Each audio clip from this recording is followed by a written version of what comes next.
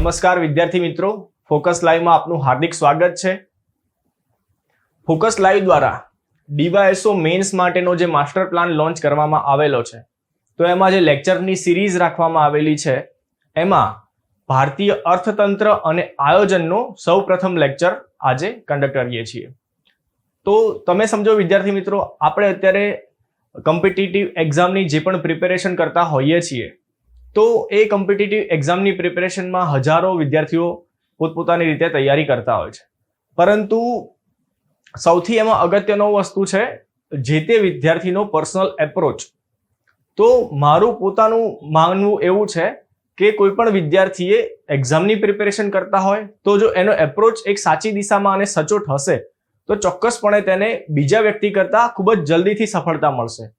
તો અહીંયા પણ આપણે પોતાની પ્રિપેરેશનમાં પરીક્ષા છે આપણી જે, એની અંદર જેટલા પણ અલગ અલગ વિષયો આવે છે, તો એ અલગ અલગ વિષયોની અલગ અલગ ડિમાન્ડ હોય છે।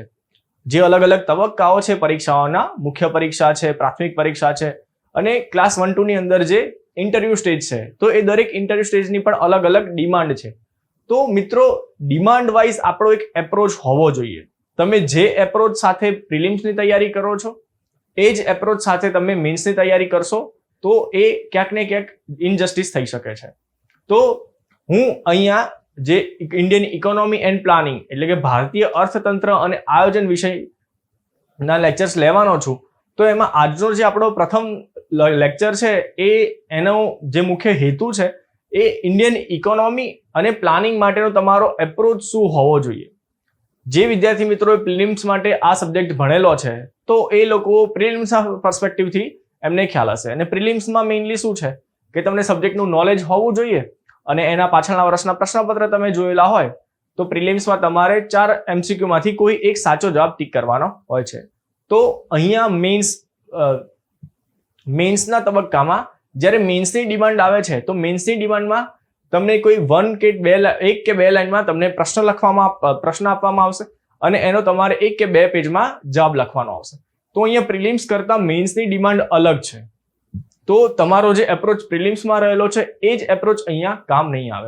તો અહીંયા પહેલા આખા સબ્જેક્ટનો એપ્રોચ, એની સાથે સાથે મેન્સના જે પણ મેઇન ઇમ્પોર્ટન્ટ આસ્પેક્ટ છે એટલે કે પાસાઓ છે એને તમે ઇન્ડિયન ઇકોનોમી અને પ્લાનિંગ સબ્જેક્ટમાં કઈ રીતે ઇન્કલ્કેટ કરીને આખો હોલિસ્ટિક આ સબ્જેક્ટનો તમારો શું એપ્રોચ હોવો જોઈએ એ એપ્રોચ આપણે અહીંયા સમજીશું। તમે આજનો સેશન પૂરેપૂરો ધ્યાનથી સાંભળશો, એના ઇમ્પોર્ટન્ટ મુદ્દાઓને તમે નોટ કરશો અને શાંતિથી વિચારશો એના વિશે, તો તમને ખ્યાલ આવશે અને એક આખા સબ્જેક્ટ માટેનો તમને એક પોતાનામાં એક કોન્ફિડન્સ પણ આવશે કે યસ સર, આ એપ્રોચ અને આ સ્ટ્રેટેજીથી આપણે આગળ વધીશું તો આ સબ્જેક્ટ છે એ તમને એટલો ડિફિકલ્ટ નહીં લાગે। આ સબ્જેક્ટ છે તો આ સબ્જેક્ટના ઘણા પોતાના ચેલેન્જીસ પણ છે। ચેલેન્જીસમાં જોઈશું તો ઇન્ડિયન ઇકોનોમી અને પ્લાનિંગ છે તો એ થોડો ડાયનેમિક સબ્જેક્ટ છે। મિત્રો, ડાયનેમિક એટલે કે સર અહીંયા આપણે સેશન દરમિયાન હું તમને ટોપિક અને એના PYQ વિશેની પણ થોડી ઘણી વાતચીત કરીશ, તો એમાં તમને આઈડિયા આવી જશે કે સર જે પહેલા તો એના માટેનું જે એક આપણી પાસે સોર્સ હોવો જોઈએ, તો સોર્સ બુકો, સ્ટાન્ડર્ડ બુક્સ અવેલેબલ છે, પરંતુ મેન્સમાં જે ક્વેશ્ચન્સ પૂછાય છે એ ક્વેશ્ચન શું સીધા આપણા બુકમાંથી મળી રહે છે? શું તમે સિલેબસને સારી રીતે લિસ્ટ બાય ટોપિક્સ અથવા તો એના ટોપિક્સનું લિસ્ટ બનાવવા જશો તો એટલું ઇઝીલી તમે જે રીતે હિસ્ટ્રીમાં તમે કેટલા ટોપિક્સ છે ટોટલ સિલેબસમાં, એમાં main topic, macro topic, micro topic અને એવું લિસ્ટ બનાવવા જશો તો શું એ જ રીતેનું ઇકોનોમિકમાં તમે લિસ્ટ બનાવી શકશો? એટલું ઇઝી નથી। અત્યારે તમને કદાચ આ લિસ્ટિંગને એ બધું નહીં સમજાય, પરંતુ હું જે રીતે આપણે સેશનમાં આગળ જતા રહીશું એ રીતે તમને ઇઝીલી ખબર પણ પડી જશે। તો મિત્રો, જે મેઇન ઇમ્પોર્ટન્ટ મુદ્દાઓ છે ઇકોનોમી માટેના અને એમાં પણ મેન્સ માટેના મેઇન આસ્પેક્ટ છે એના વિશેની હું આજે તમને વાત કરી અને એ પ્રમાણે આપણે આજનો સેશન આપણે આગળ વધારીશું। તો મેં જ્યારે મેન્સ માટેનો એપ્રોચ સેશન ઓવરઓલ લીધેલો હતો કે મેન્સની તૈયારીમાં તમારે કઈ વસ્તુ ધ્યાનમાં રાખવી જોઈએ, તો ત્યારે આપણા મેઇન 3 થી 4 પિલર્સની મેં વાત કરી હતી। તો મિત્રો, એ પિલર્સ ફંડામેન્ટલ પિલર્સ છે કે જે ફક્ત મેન્સ માટે ઓવરઓલ પ્રિપેરેશનમાં પણ એ જ આસ્પેક્ટ્સ આપણે ધ્યાનમાં રાખવાના હોય છે। સાથે સાથે કોઈ પણ સબ્જેક્ટ અને એ સબ્જેક્ટના નાના ટોપિકમાં પણ એ જ વસ્તુ આપણા ફંડામેન્ટલ્સ તરીકે રહેવી જોઈએ। તો એમાં મેઇન આપણો ફંડામેન્ટલ પહેલો કયો છે? ફંડામેન્ટલ 1 છે આપણું સિલેબસ।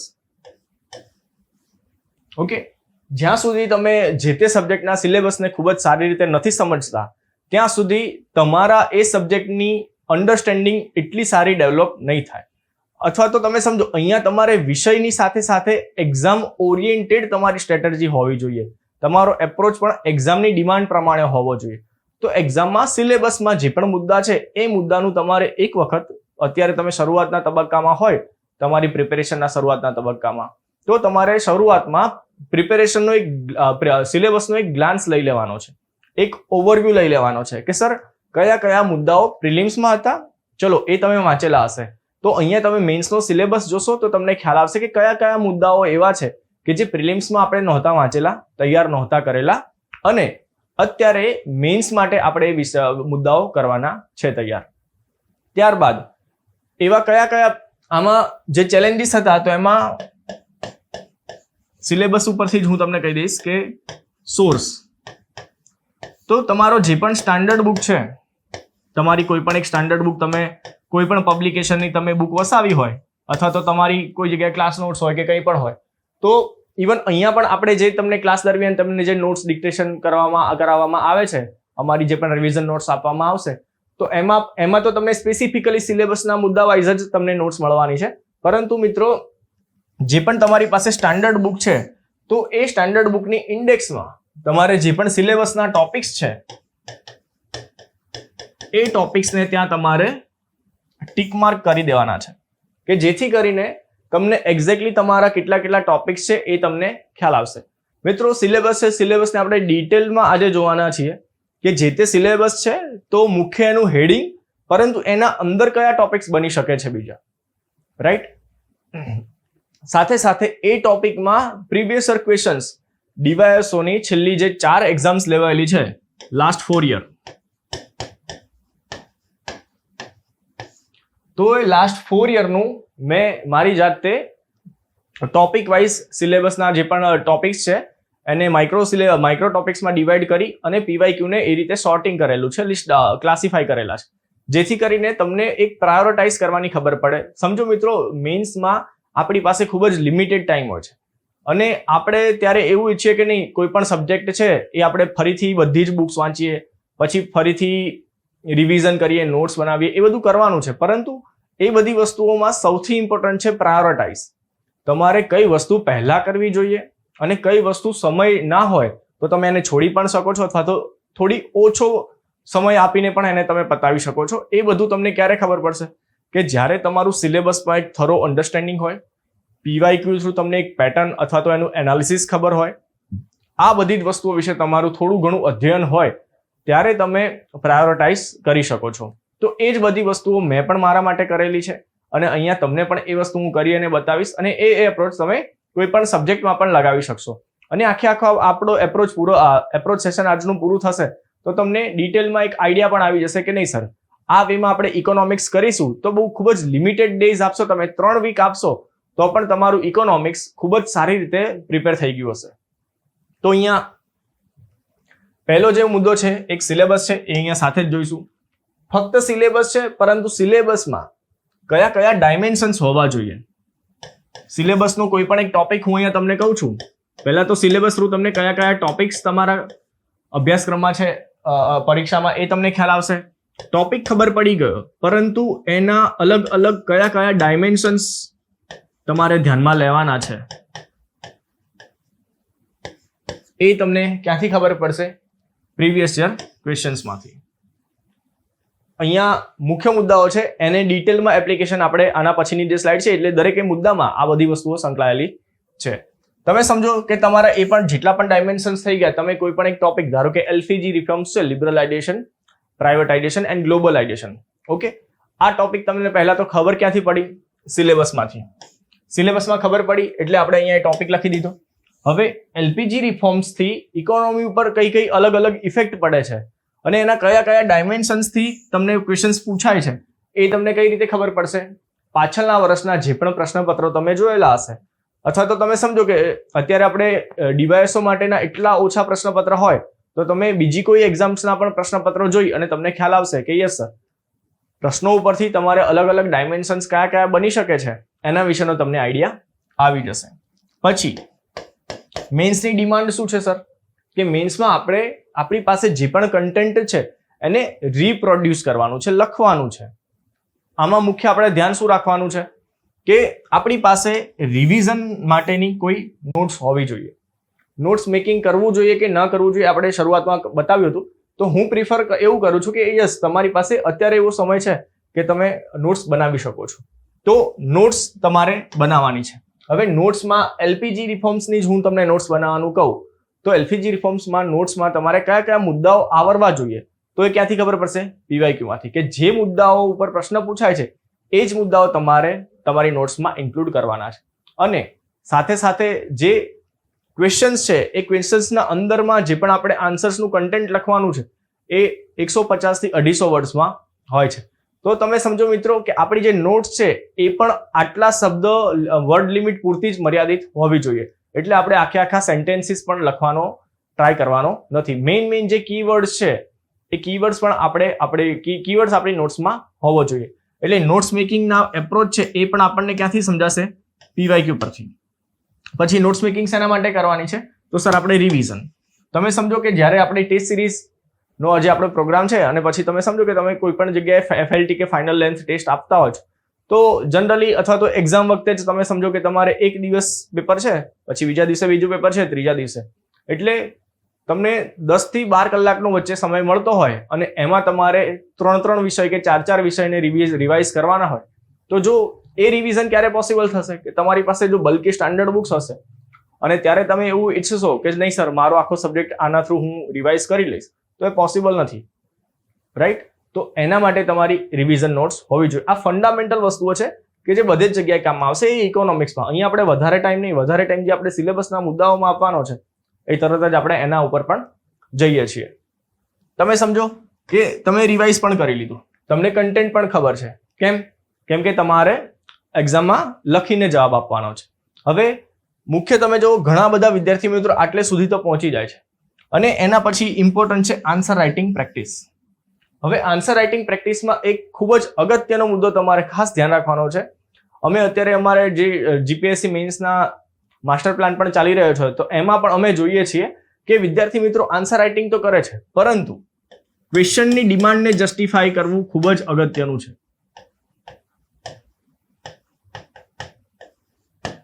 તમને જે પણ પ્રશ્ન પૂછવામાં આવ્યો છે, તમે સમજો ઘણા વિદ્યાર્થી મિત્રો જે લાંબા સમયથી તૈયારી કરે છે તો એ વિદ્યાર્થી મિત્રો આના થ્રુ પણ ગો થ્રુ હશે. આ ચારે વસ્તુઓથી એમને ટેવાયેલા હશે અથવા તો એ પ્રમાણે જ એમની પ્રિપેરેશન કરી હશે. પરંતુ આન્સર રાઇટિંગ પ્રેક્ટિસમાં જો તમે પહેલા એકની એક ભૂલો વારંવાર કરો છો ને તો એ ખોટી વસ્તુ છે.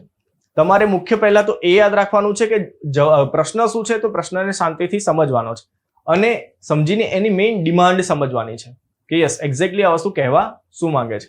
ઓકે, તો જ્યારે તમે આન્સર રાઇટિંગ પ્રેક્ટિસ કરશો જે તે સબ્જેક્ટ્સમાં તો એમાં ક્વેશ્ચન્સની ડિમાન્ડ જસ્ટિફાઈ થશે. તો સમજો આ 4 કે 5 મુદ્દાઓ તમારા જ્યારે ક્લિયર થશે ત્યારે તમારો એ સબ્જેક્ટ એકદમ કહી શકાય કે આપણે પ્રિપેર થયો છે એવું કહી શકાય. તો આ જ મુદ્દાઓને આપણે ઇન્ડિયન ઇકોનોમીમાં કઈ રીતે જોવાના છે એ જોઈશું. તો મિત્રો જે પહેલા મેં કહ્યું હતું કે સિલેબસ અને પીવાયક્યુ, તો અહીંયા આપણે જે પણ સિલેબસના અલગ અલગ મુદ્દાઓ છે એ મુદ્દાઓમાં કયા કયા ટોપિક્સ પૂછાયેલા છે, પીવાયક્યુના કયા કયા ડાયમેન્શન્સ આવેલા છે એ બધા વિશે આપણે અહીંયા ચર્ચા કરીશું. તમે સમજો કે તમે જ્યારે ક્લાસ 1-2 નો સિલેબસ જોશો, ડીવાયએસઓ નો સિલેબસ જોશો, ડીવાયએસઓ ના મુખ્ય પરીક્ષાના પ્રશ્નપત્ર જોશો ત્યારે તમને ખ્યાલ આવશે કે બંનેમાં ક્યાંક ને ક્યાંક ઘણો બધો અંતર છે. તો જે વિદ્યાર્થી મિત્રો કોમનલી તૈયારી કરે છે તો એ વિદ્યાર્થી મિત્રોને એમને પણ ખ્યાલ હશે કે ડીવાયએસઓના જે ક્વેશ્ચન્સ છે એનું લેવલ ક્યાંક અલગ હોય છે, 1-2 ના ક્વેશ્ચન્સ છે એનું ક્યાંક લેવલ અલગ હોય છે.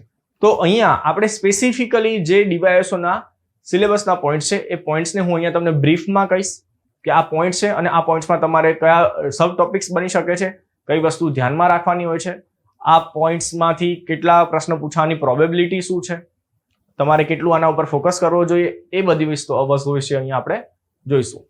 તો મિત્રો સૌથી પહેલો ટોપિક છે ભારતીય અર્થતંત્રના સાપેક્ષમાં. અહીંયા આપણે જોવાનું છે કે સિલેબસમાં આપણે ઇન્ડિયન ઇકોનોમી એટલે કે ભારતીય અર્થતંત્ર પણ આપેલું છે અને ગુજરાત અર્થતંત્ર એટલે કે ગુજરાતની ઇકોનોમી વિશેનો પણ અભ્યાસ કરવાનો રહેશે. તો મિત્રો ભારતીય અર્થતંત્ર, તો ભારતીય અર્થતંત્રના સાપેક્ષમાં આપણે કયા કયા મુદ્દાઓ વિશે ધ્યાનમાં રાખવાનું છે. તમે તમારી બુક્સમાં જોશો તો એમાં ઘણી બધી વસ્તુઓ, ઘણા બધા ટોપિક્સ આપેલા છે, પરંતુ અહીંયા હું કહું છું એ રીતે કે તમારે પ્રાયોરિટાઇઝ કરવાનું છે, સિલેક્શન કરવાનું છે. એમાં શરૂઆતનો મુદ્દો શું છે? ભારતમાં અર્થતંત્ર, ભારતમાં આયોજનની કામગીરીનો ઉદ્ભવ અને વિકાસ. મિત્રો તમે સમજો કે ભારત, અહીંયા મુખ્યત્વે આપણે ભારત એટલે કે પહેલા તો દેશ આપણે કે આઝાદી પહેલા આપણે એક ગુલામ દેશ તરીકે હતા અને આઝાદી પછી આપણે સ્વતંત્ર થયેલા છીએ. તો ભારત જ્યારે સ્વતંત્ર થયો તો ત્યારે એના અર્થતંત્રના સાપેક્ષમાં આપણે વિચારવા જઈએ તો આપણી ઇકોનોમી કઈ રીતે હોવી જોઈએ, તો એના માટે એક આયોજન કરવાની વાત થાય છે. તો અહીંયા આ જે મુદ્દો છે, તો ભારતીય આયોજનની કામગીરીનો ઉદ્ભવ અને વિકાસ, તો એમાં આપણા અલગ અલગ જે પણ આપણા પ્લાનિંગ મોડલ છે, જે વિદ્યાર્થી મિત્રોએ વાંચેલું હશે એ લોકોને ખ્યાલ હશે પ્રિલિમ્સમાં કેટલા આપણા પ્લાનિંગ મોડલ્સ છે. તો આપણે જોઈશું તો પીસી મહાલાનોબિસ મોડલ,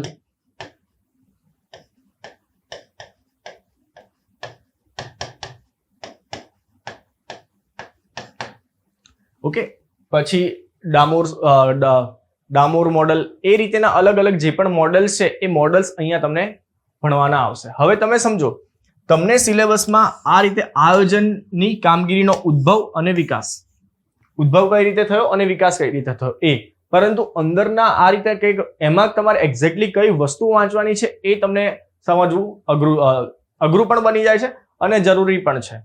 તો તમારી બુકમાં આ મુદ્દા અથવા તો આ હેડિંગથી કોઈ વસ્તુ નહીં આપેલી હોય, ઓકે, તો ત્યારે તમારે સમજવાનું છે કે યસ સર, આ મુદ્દા ઉપર કોઈ પીવાયક્યુ નથી પૂછાયેલો, પરંતુ ટોપિક્સ કયા કયા બની શકે છે એ કહું છું કે જે પ્લાનિંગના અલગ અલગ મોડલ્સ છે એ તમારે વાંચવાના રહેશે. સાથે સાથે ભારતની જેટલી પણ પંચવર્ષીય યોજનાઓ છે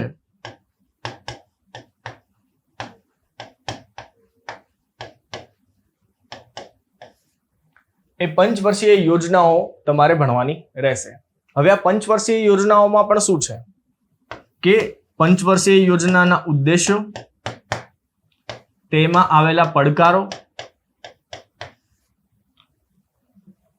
પંચવર્ષીય યોજના ઉદ્દેશો કયા કયા છે, તેના પડકારો કયા કયા છે, અને સાથે સાથે એ પંચવર્ષીય યોજના દરમિયાન આપણી સિદ્ધિ કઈ કઈ થયેલી છે. જે તે પંચવર્ષીય યોજના દરમિયાન આપણને ઘણી બધા આઉટકમ્સ પણ મળેલા છે. તો એના માટેના મેઇનલી તમે સમજો કે દરેક પંચવર્ષીય યોજનામાં તમારે 3 થી 5 લાઇન્સ યાદ રાખવાની રહેશે. એટલે તમે સમજો કે જે તમારો પહેલો મુદ્દો છે એ પહેલા મુદ્દામાં પણ આટલે સુધીનું શું છે, તો તમારે મેઇન પ્લાનિંગના મોડલ્સ બધા જોવાના છે અને પંચવર્ષીય યોજનાઓ બધી જોવાની છે. ખ્યાલ આવી ગયો? અને ઘણી બધી વખત જો કદાચ તમને એસેમાં પણ કદાચ ભારતીય અર્થતંત્રનો ઉદ્ભવ અને વિકાસ અથવા તો એ રીતે કોઈ પણ પૂછાઈ શકે, તો એમાં બીજો એક મુદ્દો હું કહીશ તમને કે આઝાદી, અહીંયા લખી દઉં છું, જ્યાં પહેલો મુદ્દો છે એના આગળ અથવા તો એના બેકગ્રાઉન્ડમાં આપણે કોઈ વાત કરવાની હોય તો આ વસ્તુ વિશે વાત કરી શકીએ છીએ કે ભારતનું અર્થતંત્ર,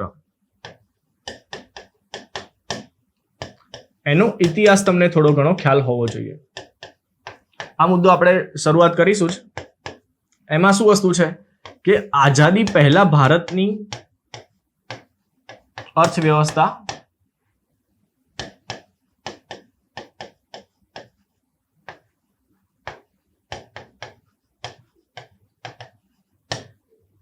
તમે સમજો કે ભારતની આઝાદીની પહેલા જે અર્થવ્યવસ્થા હતી એના વિશેની માહિતી આપણને ખ્યાલ હોવી જોઈએ. અને એ પણ અલગ અલગ સેક્ટર વાઇઝ કે અર્થતંત્રમાં ભારતની આઝાદીની શું સ્થિતિ હતી, ત્યારબાદ ઇન્ડસ્ટ્રીઝ આપણી કેવી વિકસિત હતી કે નહોતી, અંગ્રેજોની જે અલગ અલગ રેવન્યુ પોલિસીસ હતી એની આપણી ઇકોનોમી પર શું ઇફેક્ટ થઈ છે, આપણું જે ફોરેન ટ્રેડ હતું એ ત્યારે કઈ રીતેનું હતું, ડેમોગ્રાફિક ડિવિડન્ડ આપણું કઈ રીતેનું હતું, ઓક્યુપેશનલ સ્ટ્રક્ચર્સ આપણા કેવા હતા, એ બધી જ વસ્તુઓ વિશે પણ ત્યારે તમને ખ્યાલ હોવો જોઈએ, જે અહીંયા નથી લખેલું. પરંતુ આ બધા હિડન ટોપિક્સ જે છે એ હિડન ટોપિક્સ ઉપર વિશે પણ તમને ખ્યાલ હોવો જોઈએ, બીકોઝ એ જરૂરી છે. પછી આપણે આઝાદ થયા એના પછી આઝાદી પછીની ભારતની અર્થવ્યવસ્થા,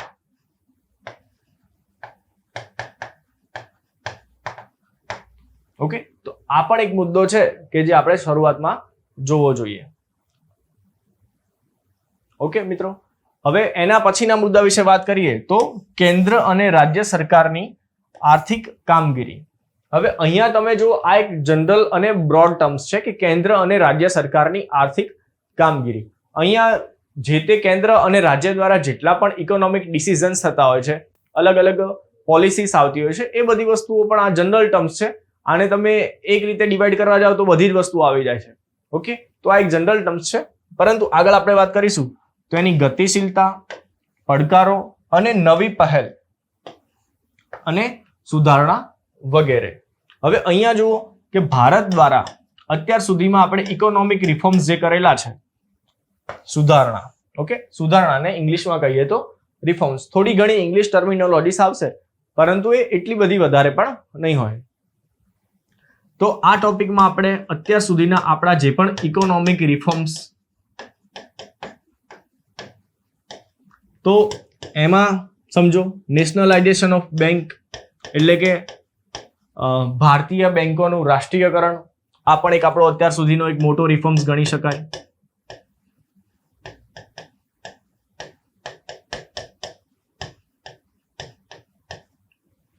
ત્યારબાદ ઉદારીકરણ, ખાનગીકરણ,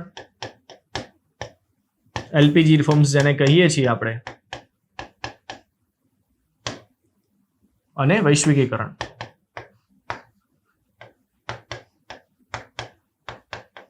ઓકે, એટલે કે એલપીજી રિફોર્મ્સ. હવે મિત્રો આ બધા મુદ્દાઓ વિશે તો તમને ખબર પડી ગઈ, પરંતુ એલપીજી રિફોર્મ્સની ઇમ્પેક્ટ તમને પૂછવામાં આવે તો આ એક એનું એક અલગ ડાયમેન્શન કહેવાય. ઓકે,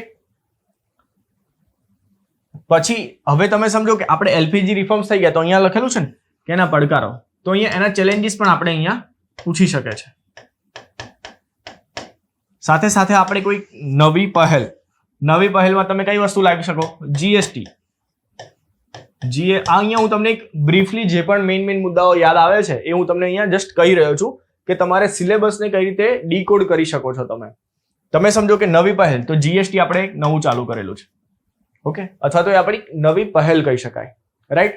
પછી આપણે ડાયરેક્ટ બેનિફિટ ટ્રાન્સફર, આ એક આપણી અર્થતંત્રમાં જે પણ બેનિફિટ્સ છે એને છેવાડાના લોકો સુધી પહોંચાડવા માટેની એક ખૂબ જ અગત્યનું માધ્યમ કહી શકાય, ડાયરેક્ટ બેનિફિટ ટ્રાન્સફર. તો એ બધી વસ્તુઓ આપણી શું અહીંયા પહેલમાં આવી જાય છે. આ રીતેના જ્યારે જનરલ ટર્મ્સ આવે છે ત્યારે મેં તમને આ રીતે જે રીતે સમજાવ્યું એ સમજણ તમારામાં ના હોય, તો એના જ માટે આ રીતેનો એક આપણો જે એપ્રોચ સેપ્શન છે એના થ્રુ તમને ખ્યાલ આવશે. બાકી મિત્રો, જો તમારી કન્વેન્શનલ વેમાં પ્રિપરેશન કે ચલો બુક વાંચી, બુકમાં જેટલા પણ ટોપિક છે બધા યાદ રાખીએ, બધાની નોટ્સ બનાવીએ, પરંતુ કન્ટેન્ટ પ્રમાણેનું તમારું જે પણ એક્ઝામમાં ક્વેશ્ચન્સ પૂછાય છે એ પ્રમાણેનું તમે કરવા જશો તો એક્ઝામમાં થોડાક એપ્લાઇડ ક્વેશ્ચન્સ આવે છે કે ડાયરેક્ટલી તમે જે વાંચેલું છે એમાં એનો ઉપયોગ કરીને તમારે જવાબ આપવાનો હોય છે. એવું નથી કે ચલો તમને જે આવડે છે એટલું લખી દીધું અને તમે પાસ થઈ જશો, એવું નથી. તમારી પોતાની એક સમજણ અને એક્ઝામની ડિમાન્ડ એ બંનેને અહીંયા કનેક્ટ કરવાની છે. આગળ વાત કરીએ તો જે મુદ્દો હતો ભારતીય અર્થતંત્રમાં, એમાં અહીંયા જે આ સબ ટોપિક્સ પડતા હતા તો એમાં જ એક બીજો અહીંયા પણ એક સબ ટોપિક છે કે ભારતીય અર્થતંત્રના સાપેક્ષમાં વિકાસ અને સામાજિક ક્ષેત્રની પહેલ. ધ્યાનથી સમજજો, ભારતીય અર્થતંત્રના સાપેક્ષમાં વિકાસ અને સામાજિક ક્ષેત્રની પહેલ એટલે મિત્રો વિકાસ માટે આપણે વિકાસ કરીએ છીએ અને એમાં પણ તમે સમજો બીજું એક કયો મુદ્દો અહીંયા છે કે સામાજિક ક્ષેત્ર.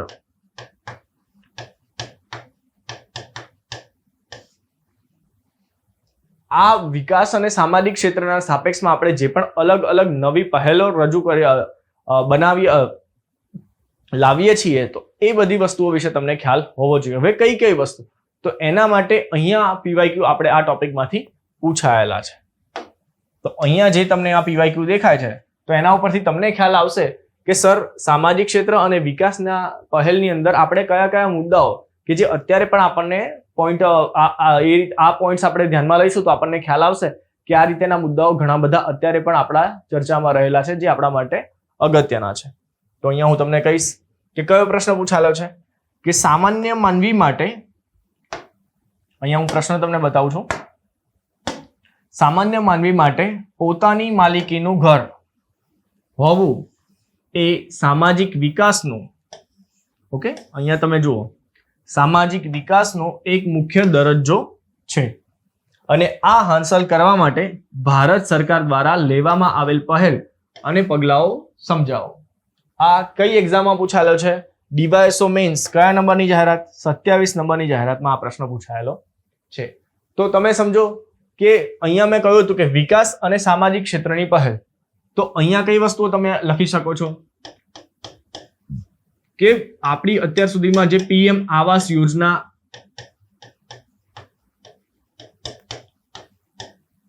ખ્યાલ આવે છે, એના પહેલા ઇન્દિરા ગાંધી આવાસ યોજના જે શરૂઆત કરવામાં આવેલી હતી, એના પછી સરકાર બદલાઈ એટલે પીએમ આવાસ યોજના. તો આ બધું શું છે? સામાજિક ક્ષેત્રની પહેલ.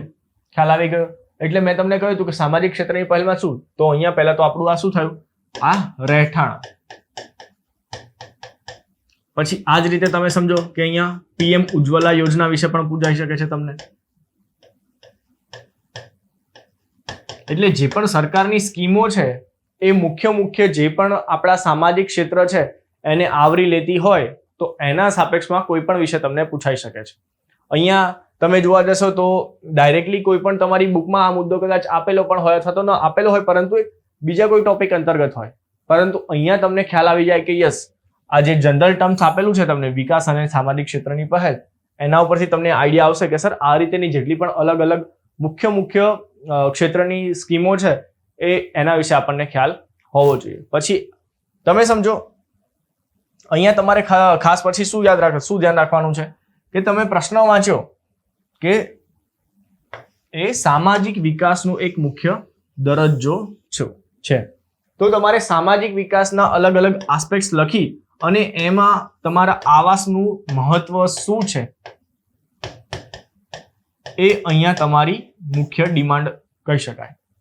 કે કોઈ પણ વ્યક્તિ છે એના માટે પોતાનું ઘર હોવું એ સામાજિક વિકાસનો એક મુખ્ય દરજ્જો છે, પરંતુ સાથે સાથે એનું ઇમ્પોર્ટન્સ બીજું કયું છે, એની અસરો કઈ થઈ શકે છે, અને લાસ્ટમાં તમારે એના થોડા ઘણા પડકારો લખવાના છે. અને પડકારો લખો તો અવશ્યપણે તમને પૂછ્યું હોય કે ના પૂછ્યું હોય, તમારે એનું બ્રીફમાં એટલે કે ટૂંકમાં સજેશન્સ પણ આપવું આવશ્યક હોય છે. હવે બીજી વાત કરીએ બીજા પ્રશ્નમાં, તો one nation one ration card યોજના વિશે ટૂંક નોંધ લખો અને હાલના સંજોગોમાં તેની આવશ્યકતાની વિસ્તૃત ચર્ચા કરો. તમે સમજો અહીંયા કે વિકાસ અને સામાજિક ક્ષેત્રની જ પહેલ, તો એમાં આપણે હમણાં આવાસની વાત કરી હતી. અહીંયા શું છે? એક રાષ્ટ્ર એક રેશન કાર્ડ.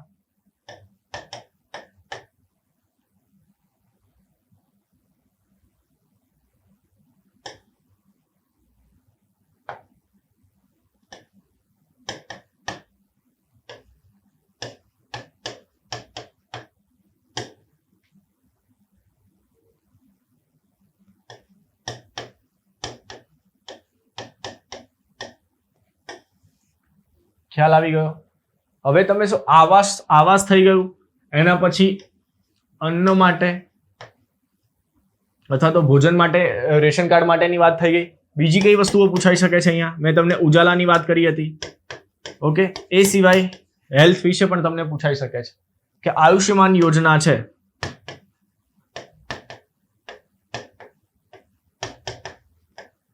ઓકે, તો એનું આપણા હેલ્થ ઉપર શું ઇમ્પેક્ટ હોઈ શકે છે, અથવા તો ભારતના સામાન્ય નાગરિકની આરોગ્યની સ્થિતિમાં આયુષ્યમાન ભારત યોજનાથી કેટલો સારો પોઝિટિવ ચેન્જ આવી શકે છે, અને એમાં રહેલા પડકારો વિશેની પણ વાત કરવાની તમને પૂછાઈ શકે છે. આ એક બ્રીફ ઓવરવ્યૂ છે કે અહીંયાથી તમને થોડો ઘણો તો આઈડિયા આવ્યો હશે કે સિલેબસમાં આ ટોપિક લખેલો છે, તો એ ટોપિકમાં કયા પ્રશ્ન પૂછાઈ શકે છે, અથવા તો બીજો એક રિવર્સ એન્જિનિયરિંગ વાળો એપ્રોચ તમારો શું હોઈ શકે છે કે સર તમે પ્રશ્નો જોવો છો તમારી ડીવાયએસઓના પાછળના વર્ષના, અને એના ઉપરથી તમને ખ્યાલ આવવો જોઈએ કે આ જે પ્રશ્ન પૂછાયો છે તો એ કયા ટોપિકને સંલગ્ન પૂછાયો છે, એ પણ તમને ખ્યાલ હોવો જોઈએ. તો તમને આના ઉપરથી આઈડિયા આવી ગયો હશે કે જે પણ આપણા અલગ અલગ મેઇન મોટી મુખ્ય મહત્વની સ્કીમ્સ છે એ સ્કીમ્સ પણ તમારે ઇમ્પોર્ટન્ટ છે. એ બની શકે કે અહીંયા તમને અભ્યાસક્રમના મુદ્દાઓમાં સીધી રીતે એ ટાંકેલું ન હોય, પરંતુ જે જનરલ ટર્મ્સ, બ્રોડ ટર્મ્સ તમને અભ્યાસક્રમમાં દર્શાવેલી છે એના સબ ટોપિક્સમાં એ વસ્તુ આવરી લેવામાં આવતી હોય છે. આગળ વાત કરીએ તો એના પછી અગત્યનો મુદ્દો છે, જે વિદ્યાર્થીઓ ક્લાસ 1-2 ની એક્ઝામ આપતા હશે તો ક્લાસ 1-2 માં પણ આ મુદ્દો આપેલો છે, અને એ જ રીતે અહીંયા પણ તમને અલગથી નીતિ આયોગનો મુદ્દો આપેલો છે. તો નીતિ આયોગમાં એના મુખ્ય ઉદ્દેશ્યો કયા કયા છે, એનું બંધારણ કઈ રીતેનું છે અને તેના કાર્યો કયા કયા છે. હવે તમે 1-2 ની એક્ઝામમાં જોશો તો તમને ખ્યાલ આવશે કે એક પ્રશ્ન પૂછાયેલો છે. ડીવાયએસઓમાં હજી સુધી આ ટોપિક ઉપરથી પ્રશ્ન નથી પૂછાયેલો, પરંતુ હું તમને ખાસ કહીશ કે આ મુદ્દો આઇસોલેટ મીન્સ કે એ બહુ ખૂબ જ લાંબો મુદ્દો નથી, એકદમ નાનો ટૂંકો અને સેપરેટ ટોપિક છે. તો એ તમારે જરૂરથી પ્રિપેર કરવો જોઈએ, કેમ કે આમાં સીધા ડાયરેક્ટલી ક્વેશ્ચન્સ પૂછવાના બહુ વધારે ચાન્સીસ છે. અહીંયા એક એ બની શકે કે શરૂઆતમાં જે પ્લાનિંગ કમિશન હતું અને અત્યારે નીતિ આયોગ છે, આ 1-2 ની એક્ઝામમાં આ પ્રશ્ન પૂછાયેલો છે કે પ્લાનિંગ કમિશન કરતા નીતિ આયોગના માળખામાં શું ફરક છે, તેના ઉદ્દેશ્યો કયા કયા છે. એટલે કે આ જે પણ વસ્તુ છે અહીંયા લખેલી છે, ઉદ્દેશ્યો, બંધારણ અને કાર્યો, તો એ પ્લાનિંગ કમિશન કરતા અત્યારે કઈ રીતે અલગ પડે છે એના વિશેની તમારે નોંધ આપવાની હતી. તો અહીંયા સમજો કે જ્યારે આયોજનની વાત કરવામાં આવે કે ભારતના આયોજનનો ઉદ્ભવ અને વિકાસ, તો વિકાસ શરૂઆત આપણે ક્યાંથી કરી હતી? આપણે ભારતીય અલગ અલગ પ્લાનિંગના મોડલ્સ થ્રુ, અને આપણે અહીંયા લેટેસ્ટ આપણે કહી શકાય કે લેટેસ્ટ આપણું ડેવલપમેન્ટ શું છે, તો નીતિ આયોગ. નીતિ આયોગમાં પણ એના જે અલગ અલગ ડોક્યુમેન્ટ્સ આવે છે, એના વિઝન ડોક્યુમેન્ટ્સ ને એ બધું, તો એના વિશેનો પણ આપણને અહીંયા ઉલ્લેખ કરવાનો રહેશે. તો આ નીતિ આયોગનો મુદ્દોમાં તો સિમ્પલ મેં કહ્યું તે કે આ સિમ્પલ સેપરેટ ટોપિક છે, પરંતુ ઇમ્પોર્ટન્ટ છે. આ ટોપિકમાં પૂછવાના ચાન્સીસ ખૂબ જ વધારે છે, અને આ ટોપિક એવો છે કે તમારે ગમે ત્યારે પણ બીજી કોઈ વસ્તુમાં પણ તમને યુઝફુલ થઈ શકે છે, જેમ કે એસએમાં પણ. ખ્યાલ આવે છે? આગળ વાત કરીએ સામાજિક ઓડિટ. ક્લાસ 1-2 ની એક્ઝામમાં આ ટોપિકમાંથી ઘણા બધા પ્રશ્નો પૂછાયેલા છે. તમે સમજો કે જ્યારે પણ કોઈ પણ અલગ ઇનિશિયેટિવ સ્ટાર્ટ કરવામાં આવતું હોય છે, એટલે કે પ્રોજેક્ટ,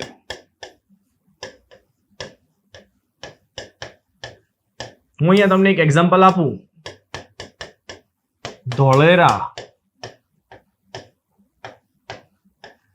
ધોલેરામાં સ્પેશિયલ ઇન્વેસ્ટમેન્ટ રિજન એટલે કે સર નામનું એક જે પ્રોજેક્ટ બનાવવાના છે, તો તમે સમજો કે એક તમને બીજો એક મુદ્દો ખ્યાલ આવવો જોઈએ, એન્વાયરમેન્ટ ઇમ્પેક્ટ એસેસમેન્ટ. તો આ શું કાર્ય કરે છે કે જે તે જગ્યાએ જે તે પ્રોજેક્ટ બનાવવામાં આવે છે, તો એની પર્યાવરણ ઉપર અલગ અલગ કઈ કઈ અસરો થઈ શકે છે, એનું એક અસેસમેન્ટ આ એન્વાયરમેન્ટ ઇમ્પેક્ટ એસેસમેન્ટમાં કરવામાં આવે છે. પછી સામાજિક ઓડિટ એ શું મુદ્દો છે એ હું તમને કહીશ કે આપણે જ્યારે પણ કોઈ પણ પ્રોજેક્ટ લોન્ચ કરવામાં આવે છે અને એને ધીરે ધીરે આગળ વધારવામાં આવે છે, તો એ બધા જ એ પ્રોજેક્ટના બધા જ આસ્પેક્ટ છે, જે બધા અલગ અલગ પાસાઓ છે, એની કામગીરી છે, એના ઉપર સામાજિક ધોરણે સમાજના જે પણ લોકો છે એ લોકો એના ઉપર દેખરેખ રાખશે, એનું અવલોકન કરશે, અને એ પ્રોજેક્ટ સમાજ માટે બને એટલો સારી રીતે ઉપયોગી બની શકે એના માટેના સૂચનો પણ એ આપી શકે છે. જે રીતે કોઈ અલગ એજન્સી ઓડિટનું કામ કરતી હોય છે, એની જગ્યાએ સમાજમાં રહેલો સમાજનો એક વર્ગ એ જે તે પ્રોજેક્ટની ઓડિટ કરશે અને એનું અવલોકન રાખશે અને પોતાનું મૂલ્યાંકન એમાં સૂચવશે. આ પણ એક સેપરેટ ટોપિક. તમે સમજો જેટલા સેપરેટ ટોપિક છે એ સેપરેટ ટોપિક્સ ઓલવેઝ તમારે પહેલા પ્રિપેર કરવા જોઈએ, કેમ કે આ અડધો કલાકનું કામ હોય છે અને એ તમને હંમેશા ખૂબ જ સારું રિટર્ન આપી શકે છે. આગળ વાત કરીએ, એ સિવાય અહીંયા કૃષિની વાત કરવામાં આવે છે. હવે તમે સમજો કૃષિ એકચ્યુઅલીમાં એક ખૂબ જ અગત્યનો મુદ્દો છે, અને મુદ્દા કરતા તો આ એક વિષય કહી શકાય કે કૃષિ છે. તો કૃષિમાં તમે સમજો અહીંયા જે ટોપિક્સ બહુ બધા બની શકે છે કે એગ્રીકલ્ચર છે, તો એગ્રીકલ્ચર ઇનપુટ્સ, એગ્રીકલ્ચર આઉટપુટ, પછી એગ્રીકલ્ચરમાં માર્કેટિંગ,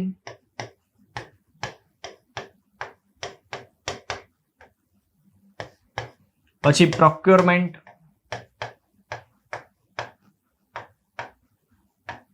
પ્રોક્યોરમેન્ટ એટલે સમજો કે જે ખેતીની ઉપજ છે એની ખરીદી કરીને એને જે સંગ્રહ કરવામાં આવે છે એ પ્રોક્યોરમેન્ટ છે.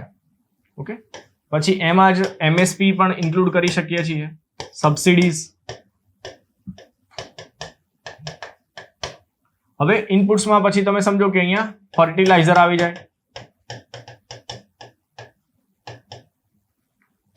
લેન્ડ આવી જાય, સીડ્સ એટલે કે બીજ,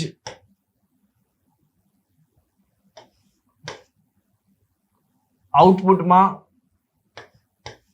જે આપણે માર્કેટિંગની વાત કરી હતી એ પણ આની સાથે જ છે, અથવા તો અહીંયા ફૂડ પ્રોસેસિંગ પણ છે.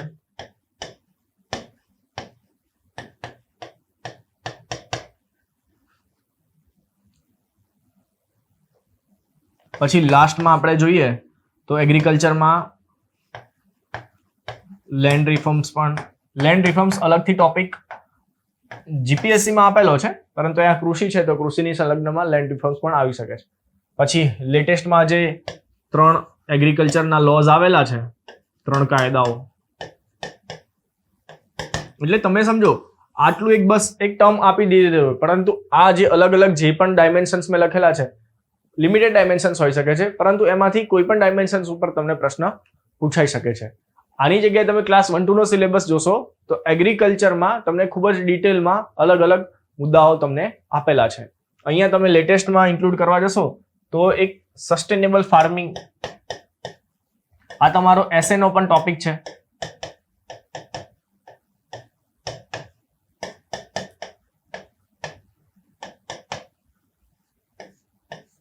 પછી ક્લાઇમેટ ચેન્જની એગ્રીકલ્ચર ઉપર શું ઇફેક્ટ હોય છે, અથવા તો ક્લાઇમેટ રેઝિલિયન્ટ એગ્રીકલ્ચર.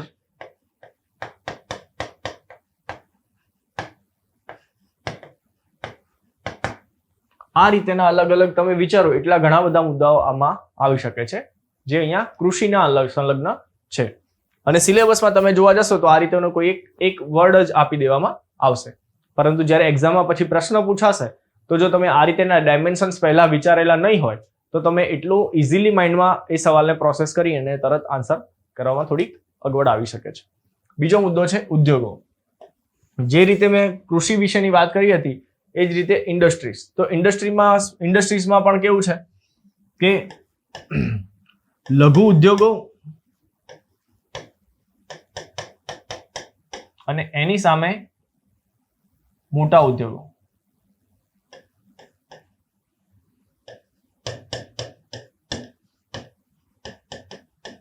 હવે મિત્રો લઘુ ઉદ્યોગોના જે પણ પડકારો હશે એટલે એમને જે પણ ચેલેન્જીસ આવતા હશે એ મોટા ઉદ્યોગો કરતા ખૂબ જ અલગ હોઈ શકે છે.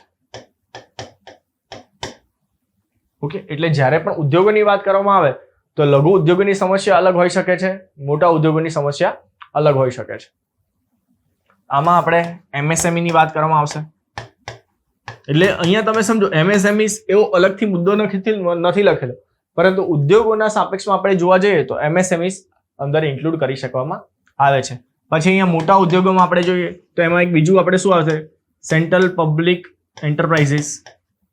પછી આપણા જે પણ અલગ અલગ PSUs છે, ઓકે, એ બધી વસ્તુઓ અહીંયા આવી શકે છે.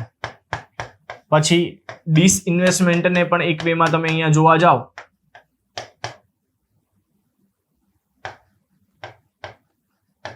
ઓકે, તો એ મુદ્દો પણ અહીંયા ઇન્ક્લુડ કરી શકો છો. અહીંયા PYQ પૂછાયેલા છે નહીં, જે પણ પૂછાયેલા છે એ મેં લખેલા છે, જેમાં બ્લેન્ક દેખાય તમને એમાં પૂછાયેલા નથી, પરંતુ એમાં તમે આ રીતેની અથવા તો તમે સમજો ઉદ્યોગો છે તો એમાં તમારા બુકનું ઇન્ડેક્સ નિકાલો અને એ ઇન્ડેક્સમાં તમે જુઓ કે કયા કયા મુખ્ય મુદ્દાઓ છે. એમાં બધા જ નહીં, પરંતુ તમારી સમજણ પ્રમાણે તમને એક આઈડિયા આવશે કે મેઇન્સ મુખ્ય પરીક્ષામાં કયા કયા મુદ્દાઓ આપણને ખ્યાલમાં અથવા તો ઉપયોગી થઈ શકે છે, એ તમારે જોઈ લેવું જોઈએ. આ રીતે તમે સમજો અત્યારે તમારે સિલેબસ તૈયાર નથી કરવાનો, પરંતુ સિલેબસના મુદ્દાઓ પરથી એક તમારે ત્યાગ મેળવવાનો છે કે કઈ કઈ વસ્તુ આપણે પ્રિપેર કરવાની રહેશે અને કેટલું ઊંડાણમાં જવું પડશે. ઉદ્યોગોની પછી આંતરમાળખાકીય ક્ષેત્ર અને સેવા ક્ષેત્ર. એટલે તમે સમજો જે આપણી આપણું જે અર્થતંત્ર છે એમાં અલગ અલગ જે પણ પ્રવૃત્તિઓ ચાલે છે તો એમાં પ્રાઇમરી સેક્ટર, એટલે કે પ્રાથમિક ક્ષેત્ર.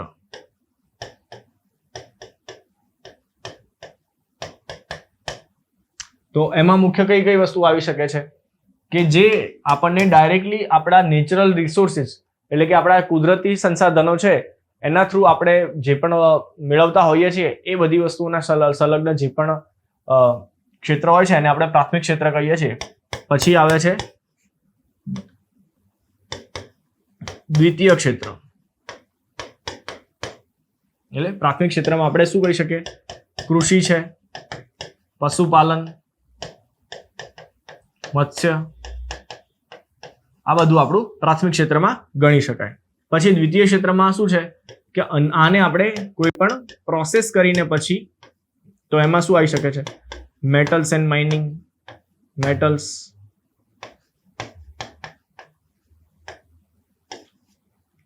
આ રીતેની જે પણ મેટલ્સ રિલેટેડ ઇન્ડસ્ટ્રીઝ છે એ આપણે સેકન્ડમાં આવી શકે છે.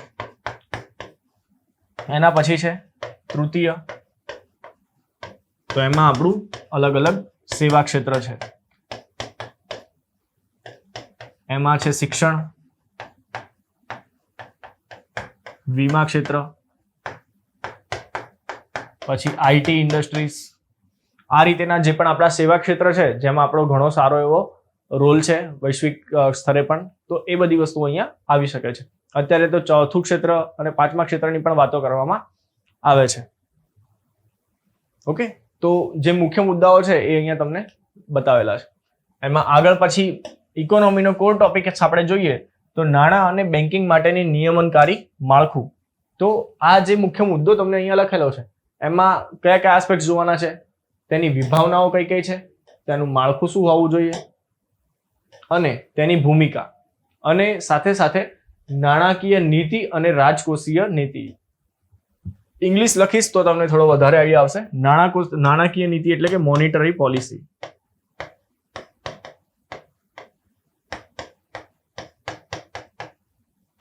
અને અહીંયા રાજકોષીય નીતિ એટલે ફિસ્કલ પોલિસી.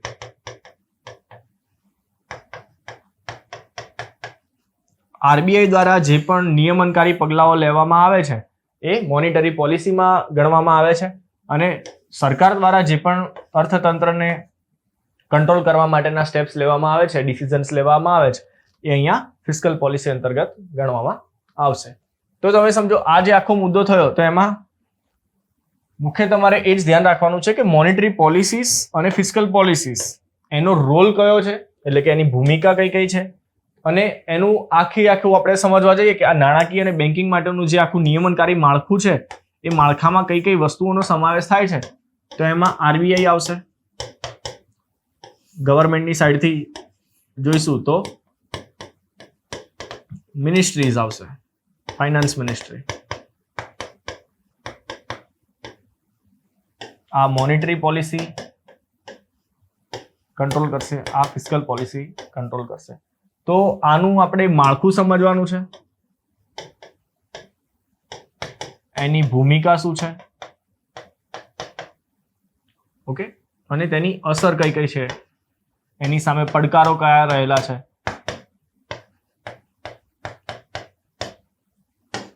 એમાં તમારે અલગ અલગ કયા સૂચનો અથવા તો એમાં કયા કયા રિફોર્મ્સ લાવી શકીએ છીએ, એ બધી વસ્તુઓ ગણી શકીએ છીએ. ઓકે, બજેટની પણ વસ્તુઓ આમાં આપણે ઇન્ક્લુડ કરી શકીએ છીએ. Okay, doubt? આગળ વાત કરીએ તો પબ્લિક ફાઇનાન્સ.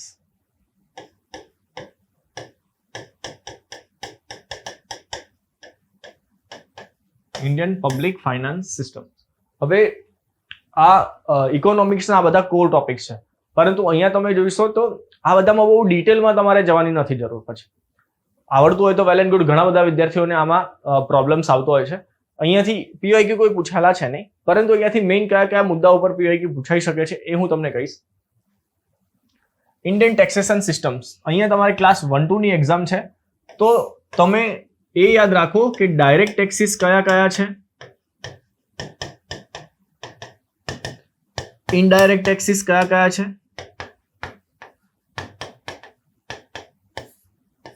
ગુજરાતીમાં કહીએ તો પ્રત્યક્ષ કર અપ્રત્યક્ષ કર, આની બેઝિક માહિતી તમને ખ્યાલ હોવી જોઈએ કે આમાં કયા કયા ટેક્સીસ સમાવેશ થાય છે. સાથે સાથે આમાં રિસેન્ટલીમાં તમે એડ કરી શકો છો જીએસટી, વસ્તુ અને સેવા કર.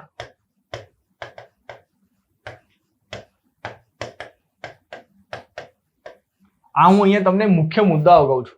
પછી જીએસટીમાં જે પણ ઇમ્પ્લિકેશન્સ છે એ બધી વસ્તુઓમાં પણ આમાં આવી શકે છે. એની સાથે સાથે જીએસટીમાં કંઈ પણ સુધારા કરવામાં આવેલા હોય અથવા તો કોઈ ડિસિઝન સરકાર દ્વારા નવું લેવામાં આવે તો એનો પણ અહીંયા સમાવેશ કરવામાં આવે છે. એટલે જે ભારતીય કર પદ્ધતિ છે એ તમને ટોટલી ખ્યાલ હોવો જોઈએ. એના પછી જાહેર ખર્ચ, જાહેર દેવું, આ કન્સેપ્ટ છે. આનાથી ડાયરેક્ટ પ્રશ્ન પૂછવાની સંભાવના ખૂબ જ ઓછી છે, પરંતુ આ એક કોન્સેપ્ટ તમને ખ્યાલ હોવા જોઈએ. પછી ભારતીય અર્થતંત્રમાં ખાદ્ય અને સહાય. ખાદ્ય એટલે કે ડેફિસિટ્સ. અહીંયા ડેફિસિટ્સના ટાઈપ્સ તમને ખાસ ખ્યાલ હોવા જોઈએ. ક્લાસ 1-2 માં પૂછાયેલા છે. એટલે ડેફિસિટ્સના ટાઈપ્સ આ તમારે ખાસ યાદ રાખવાના છે. પછી સહાય એટલે કે સબસિડીઝ, કે ગવર્મેન્ટ દ્વારા જેટલી પણ સબસિડીઝ આપવામાં આવે છે તો એ સબસિડીઝ ટોપિક્સ તમને ખ્યાલ હોવો જોઈએ. પછી કેન્દ્ર અને રાજ્ય વચ્ચેના નાણાકીય સંબંધો, જેને આપણે ફિસ્કલ ફેડરલિઝમ કહેવામાં આવે છે.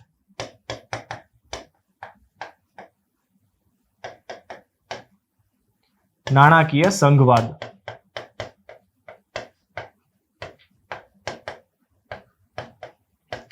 આમાં ફાઇનાન્સ કમિશન,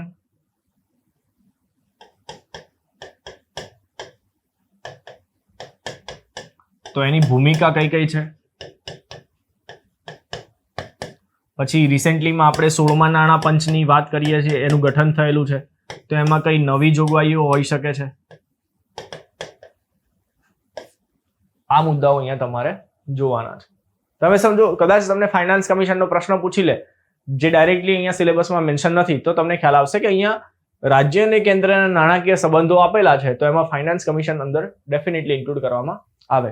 તો એ રીતે તમારે સિલેબસના મુદ્દાઓને જોવાના છે. પછી અર્થતંત્રના વિવિધ સૂચકાંકો. આ પૂછાયેલો ટોપિક છે, અહીંયા કદાચ મેન્શન કરવાનું એ રહી ગયેલું છે, પરંતુ અર્થતંત્રના વિવિધ સૂચકાંકો જે છે એના ઉપરથી તમને પીવાયક્યુ અહીંયા પૂછાયેલો છે.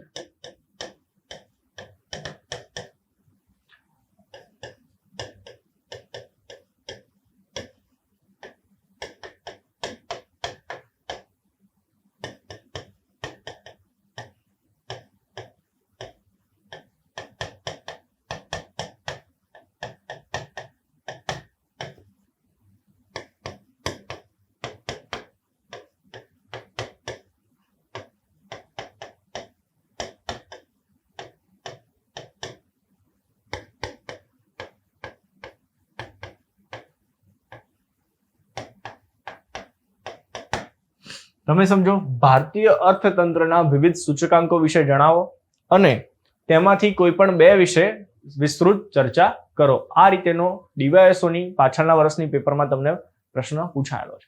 હવે અહીંયા તમારે ખાસ કોરિલેશન એક જોવાનું છે. કઈ રીતેનું સર? હું તમને બતાવું. સિલેબસમાં એક્ઝેક્ટલી આ મુદ્દો તમને અહીંયા બતાવેલો છે કે અર્થતંત્રના વિવિધ સૂચકાંકો, અને આ જ રીતે એમાં આપેલું છે કે ભારતીય અર્થતંત્રના વિવિધ સૂચકાંકો જણાવો અને તેમાંથી કોઈ પણ બે વિશે વિસ્તૃત ચર્ચા કરો. હવે તમે મને જણાવો કે જો તમે સિલેબસના ટોપિક્સને આ રીતે ટર્મ બાય ટર્મ સમજ્યા હશો, એના નાના નાના ટોપિક્સને પણ સમજ્યા હશો, તો આ ટોપિક તમારા માટે એકદમ ઇઝી હોય અને બીજા કોઈ વ્યક્તિ કરતા તમે ખૂબ જ સારી રીતે આને અટેમ્પ્ટ કરી શક્યા હોવા જોઈએ. તો જે સિલેબસ અને આપણો જે એપ્રોચ છે એનું આ જ મુખ્ય મહત્વ છે કે સિલેબસના ટર્મ્સમાંથી જે પણ પ્રશ્ન પૂછાય એ તમારા ફિંગર ટિપ્સ પર રેડી હોવા જોઈએ. એ રીતેની તમારી તૈયારી અહીંયાથી થઈ શકે છે.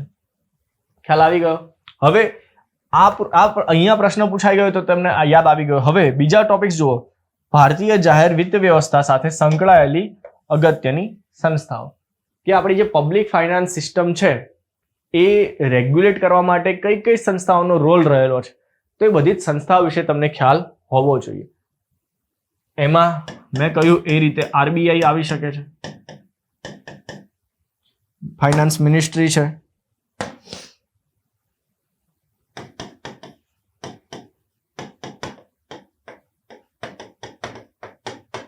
પછી આપણી આમ જોવા જઈએ તો જેટલી પણ અલગ અલગ ફાઇનાન્સ રિલેટેડ રેગ્યુલેટરી બોડીઝ છે એ બધી બોડીઝ પણ અહીંયા પૂછવાના ચાન્સીસ છે.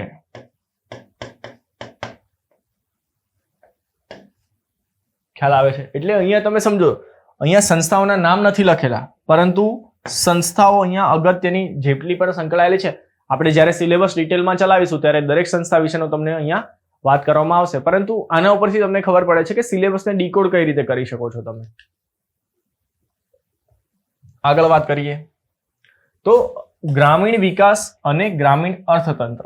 અત્યાર સુધી આપણે જનરલ વેમાં એક ઇન્ડિયન ઇકોનોમી માટેની વાત કરી હતી, પરંતુ ઇન્ડિયન ઇકોનોમીમાં જો આપણે રૂરલ ઇકોનોમી અને રૂરલ ડેવલપમેન્ટની વાત ન કરવામાં આવે તો આપણે ક્યાંક ને ક્યાંક જમીન આપણો ગ્રાઉન્ડ લેવલ છે એના માટેની વાત કરવાની જ ભૂલી ગયા છે. તો અહીંયા ગ્રામીણ વિકાસ અને ગ્રામીણ અર્થતંત્ર, તો એમાં તમારે ખાસ કયા મુદ્દાઓ જોવાના છે કે એના રિલેટેડ પડકારો કયા કયા છે, અલગ અલગ નીતિઓ કઈ બનાવવામાં આવેલી છે, ભારતમાં રોજગારની નીતિઓ અને યોજનાઓ. અહીંયા તમે સમજો કે સ્કિલ ઇન્ડિયા,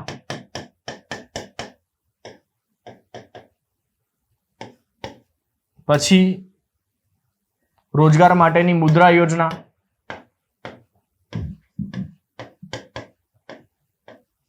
ઓકે. તો આ રીતેની જે આ એક બે એક્ઝામ્પલ્સ એટલા માટે આપ્યા કે આમાં નીતિઓ કઈ કઈ આવી શકે, યોજનાઓ કઈ કઈ આવી શકે એ તમને ખ્યાલ આવી શકે છે. અને જે પણ રૂરલ ડેવલપમેન્ટ છે એના માટેના જે પણ ચેલેન્જીસ છે અને અલગ અલગ આપણી નીતિઓ એટલે કે પોલિસીસ કઈ કઈ બનાવેલી છે એ અહીંયા તમારે જોવાની છે. અહીંયા આપણે એમાં જોવા જઈએ તો મનરેગા એક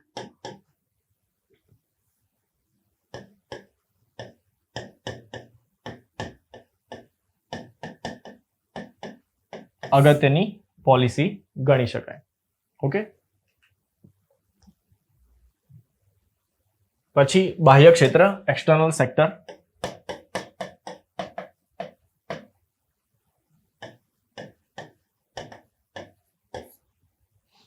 ભારતનું બીજા દેશ સાથેનો જે પણ વ્યાપાર છે એના માટેના જે પણ અલગ અલગ મુદ્દાઓ છે એ અહીંયા સમાવેશ કરવામાં આવશે. એટલે એને આપણે બાહ્ય ક્ષેત્ર ઇંગ્લિશમાં જોવામાં આવે તો એક્સટર્નલ સેક્ટર કહેવામાં આવે છે. એમાં કયા કયા મુદ્દાઓ છે? વિદેશ વ્યાપારના વલણો, સંરચના અને દિશા. અહીંયા તમે ખાસ જોશો તો આ સુધારાઓ જે છે એ ખાસ અગત્યના છે કે શરૂઆતમાં આપણે બાહ્ય ક્ષેત્રમાં કઈ રીતેની કામગીરી હતી અને અત્યારે આપણે એ ક્ષેત્રમાં કયા કયા સુધારા કરવામાં આવેલા છે. ક્લાસ 3 માં ફંડામેન્ટલી આ બે વસ્તુઓ ખાસ પૂછાઈ શકે છે.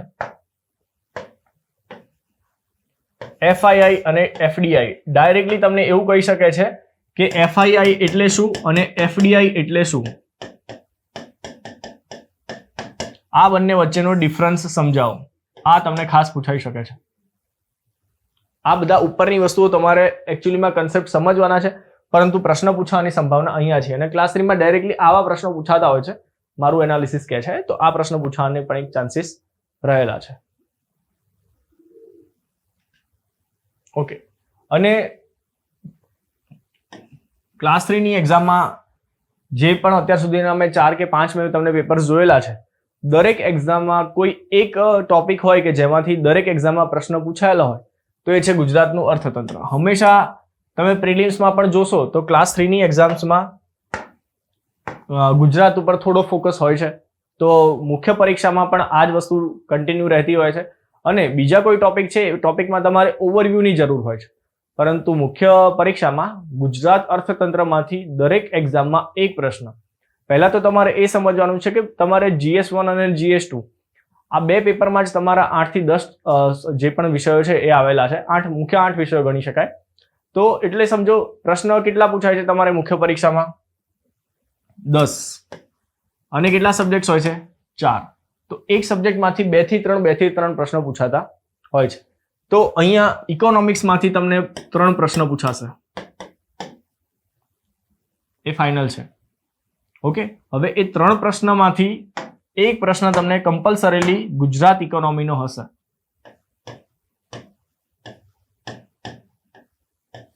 સાહેબ અહીંયા તમારે ખાસ ધ્યાન રાખવાનું છે અને આના માટેનો હું તમને એક સોર્સ પણ કહું છું કે ગુજરાત ઇકોનોમી તમે ક્યાંથી કરી શકો છો.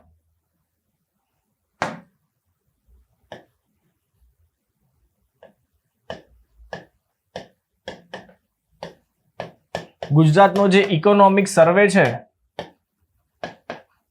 એ તમારું ખૂબ જ અગત્યનું અહીંયા ડોક્યુમેન્ટ બની શકે છે. ગુજરાત સોશિયો ઇકોનોમિક સર્વે, ગુજરાતનો આર્થિક અને સામાજિક સર્વેક્ષણ ડોક્યુમેન્ટ જે છે એમાં જેટલા પણ તમે અલગ અલગ મુદ્દાઓ જોશો તો અલગ અલગ મુદ્દાઓ વિશે બસ તમારે 5 લાઇન્સ યાદ રાખવાની છે. 5 એક ફેક્ટ્સ તમને ખ્યાલ હોવા જોઈએ, 1-2 સ્કીમ્સ જે પણ હોય એના પડકારો અને ચેલેન્જીસ ત્યાં આપેલા હોય અને એના સોલ્યુશન્સ, કોઈ પણ મુદ્દા વિશે આટલું તમારે મેઇનલી કરવાનું હોય છે. ઓકે, તો અહીંયા કહેવાય કે એક અવલોકન એટલે અહીંયા ઓવરઓલ બધા જે પણ ઇકોનોમીના આસ્પેક્ટ છે, ઇન્ડસ્ટ્રી છે, એગ્રીકલ્ચર છે, પછી એમાં ઇરિગેશન કહી શકાય, તો એ બધી વસ્તુઓ તમને અહીંયા આપણે ગુજરાત માટે ખાસ જોવા જઈએ તો મત્સ્ય ઉદ્યોગ છે, પોર્ટ ડેવલપમેન્ટ છે, એ બધી વસ્તુઓ પણ આમાં આવશે. પછી ભારત અને પ્રમુખ રાજ્યોની તુલનાએ ગુજરાતનું અર્થતંત્ર. આ તમે જ્યારે ઇકોનોમિક સર્વે જોશો તો ઘણી શરૂઆતના જ પ્રીફેસમાં કે આગળના જ ચેપ્ટરમાં આ વસ્તુ વિશે તમને ખ્યાલ આપેલો છે. પછી આર્થિક અને સામાજિક માળખાગત સુવિધાઓના વિકાસની નીતિઓ. આ મુદ્દા ઉપર પ્રશ્ન પૂછાયેલા છે. આર્થિક અને સામાજિક માળખાગત સુવિધાઓના વિકાસની નીતિઓ એટલે કે જે રીતે આપણે ગવર્મેન્ટ સ્કીમ્સ જોઈ હતી નેશનલ લેવલ પર કે પીએમ આવાસ યોજના, મુદ્રા યોજના, જનધન યોજના. ઓકે, તો અહીંયા ગુજરાતના જ રાજ્ય સરકાર દ્વારા જે પણ આર્થિક અને સામાજિક માળખાગત સુવિધાઓના વિકાસ માટેની જે પણ નીતિઓ બનાવવામાં આવેલી છે એ તમારે ખાસ જોવાની રહેશે. પછી આ હજી સુધી પૂછાયેલું નથી એટલે યાદ રાખી શકો છો કે ગુજરાતમાં સહકારી આંદોલન અને જીવનની સામાજિક અને આર્થિક બાબતો પર તેની અસર એ કઈ રીતે, એમાં આપણું શ્રેષ્ઠ ઉદાહરણ શું છે? અમૂલ.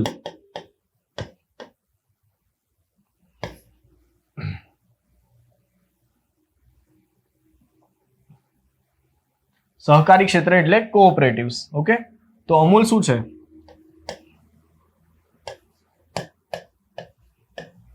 ઓકે, એ એક આપણું સહકારી ક્ષેત્ર છે અને એની જીવન ઉપર મીન્સ કે માણસ વ્યક્તિગત જીવનના સામાજિક અને આર્થિક અસર શું પડી શકે છે એ પણ અહીંયા તમારે દર્શાવવાનું રહેશે. હવે આના રિલેટેડ હું તમને પીવાયક્યુ બતાવું છું કે આર્થિક અને સામાજિક માળખાગત સુવિધાઓના વિકાસની નીતિઓ અંતર્ગત કયા કયા પ્રશ્ન પૂછાઈ શકે છે. મેં કહ્યું હતું એ રીતે કે અત્યાર સુધીમાં 3 પ્રશ્ન પૂછાયેલા છે. એકચ્યુઅલીમાં તમે જોવા જશો ને આમ તમને એવું લાગશે કે સર ઇકોનોમિક્સ છે, બહુ મોટો સબ્જેક્ટ છે, પરંતુ સ્ટ્રેટ ફોરવર્ડ ક્વેશ્ચન્સ ઘણા ઓછા પૂછાય છે. તમારે સિલેબસમાં એક ઓવરવ્યૂ તમને ખ્યાલ હોય, એના પછી તમારી દરેક ટોપિક ઉપર એટલીસ્ટ બ્રીફ અન્ડરસ્ટેન્ડિંગ પણ હોય ને, અને તમારી આન્સર રાઇટિંગ પ્રેક્ટિસમાં થોડો ઘણો તમને પકડ આવી જાય તો ઇકોનોમિક્સના પ્રશ્નને તમે ઘણી સારી રીતે ટેકલ કરી શકશો. હવે અહીંયા ક્વેશ્ચન્સ જુઓ અને તમને ખ્યાલ આવશે કે સર આમાં તૈયારી આટલા લેવલની તો આપણે કઈ રીતે કરી શકીએ.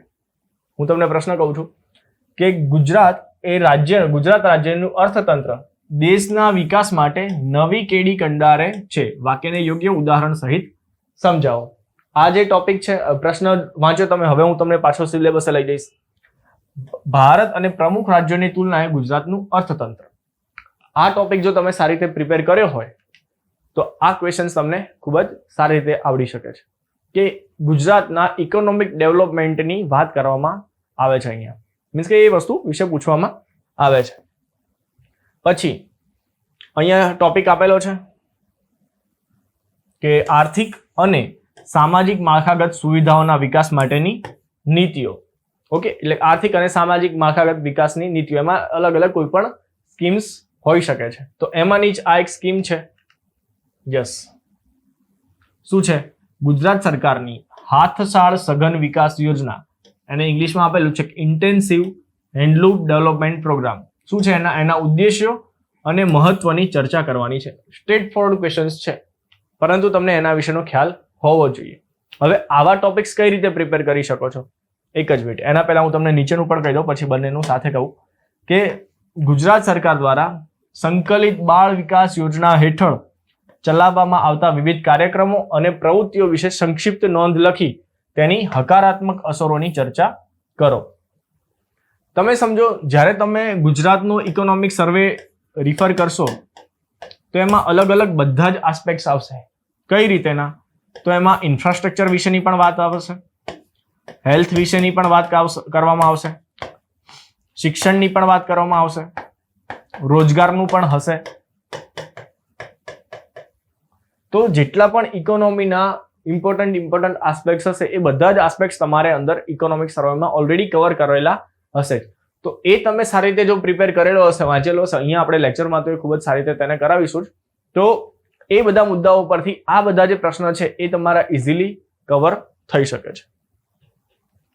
આગળ વાત કરીએ તો આંતરમાળખાકીય સુવિધાઓ, એમાં એટલે કે મેઇનલી જે આપણું ઇન્ફ્રાસ્ટ્રક્ચરલ ડેવલપમેન્ટ છે એના થકી આપણને જે પણ લાભ મળતા હોય છે એ વસ્તુ અહીંયા કહેવામાં આવેલી છે. એમાં ઉર્જા, બંદરો, ગુજરાત માટે આ ખાસ પોર્ટ્સ ઇમ્પોર્ટન્ટ રહેશે અને પૂછાઈ શકે છે. પછી માર્ગ, એમાં ડેડિકેટેડ ફ્રેટ કોરિડોર ક્લાસ 1-2 માં ખાસ પૂછાય છે. ક્વાડ્રિલેટરલ હાઈવે, ચતુર્ભુજ જે હાઈવે બનાવવાના છીએ એ. પછી હવાઈ મથકો, એમાં આપણે સ્કીમ્સ જોવા જઈએ તો એક ઉડાન સ્કીમ છે. પછી રેલવે અને ટેલિકોમ્યુનિકેશન. તો આ જેટલા પણ ઇન્ફ્રાસ્ટ્રક્ચર રિલેટેડ ડેવલપમેન્ટ્સ હોય છે એમાં જે પણ નવી સ્કીમ્સ હોય છે એ તમારે અગત્ય જોઈ લેવી જરૂરી છે. અને એના પછી એક મિસેલેનિયસમાં અગત્યના અન્ય મુદ્દાઓ છે એમાં આપણે જોઈએ તો ઇકોનોમીમાં જો તમે inclusive development, inclusive growth,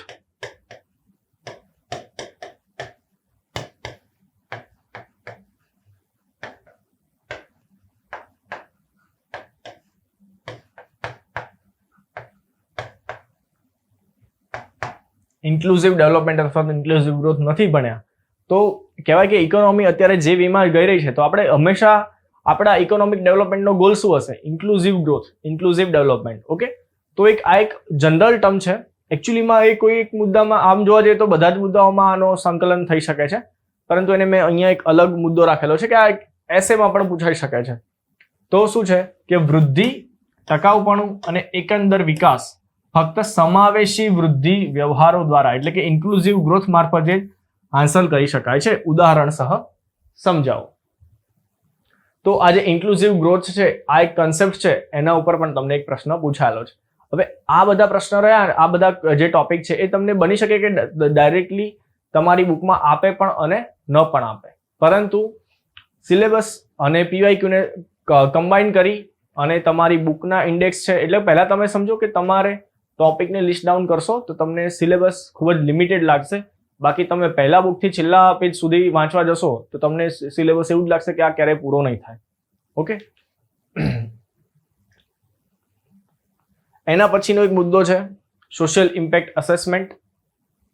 isolated topic છે. જે રીતે મેં તમને સોશિયલ ઓડિટમાં કહ્યું હતું એ રીતે સોશિયલ ઇમ્પેક્ટ, જે રીતે એન્વાયરમેન્ટ ઇમ્પેક્ટ અસેસમેન્ટ આવે છે કે પર્યાવરણ ઉપર એની શું અસર થઈ શકે છે, એ જ રીતે અહીંયા સમાજ ઉપર એની શું અસર થઈ શકે છે એટલે કે સોશિયલ ઇમ્પેક્ટ અસેસમેન્ટ. એમાં 2 પ્રશ્ન પૂછાયેલા છે. તમે જુઓ એકદમ આઇસોલેટેડ ટોપિક છે પરંતુ 2 વખત પ્રશ્ન પૂછાયેલા છે. એ જ રીતે હું તમને કહું છું કે અત્યારે સોશિયલ ઇમ્પેક્ટ અસેસમેન્ટ ઉપર 2 પ્રશ્ન પૂછાયેલા છે. સોશિયલ ઓડિટ ઉપર કોઈ પણ પ્રશ્ન નથી પૂછાયેલો. એ તમારે ખાસ પૂછવાના ચાન્સીસ છે.